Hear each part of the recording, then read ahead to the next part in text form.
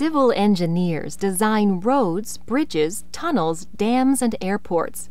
They combine a knowledge of materials science, engineering, economics, physics, geology, and hydraulics to create the physical infrastructure essential to modern life.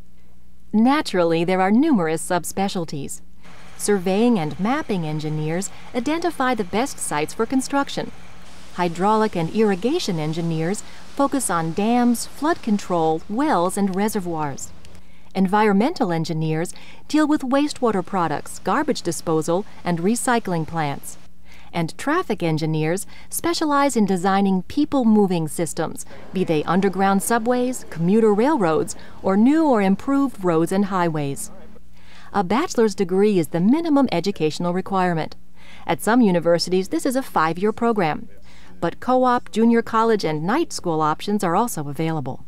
Becoming a civil engineer is a lot of work, but if you like the idea of being part of big, complex projects that improve people's lives, it could be just the profession for you.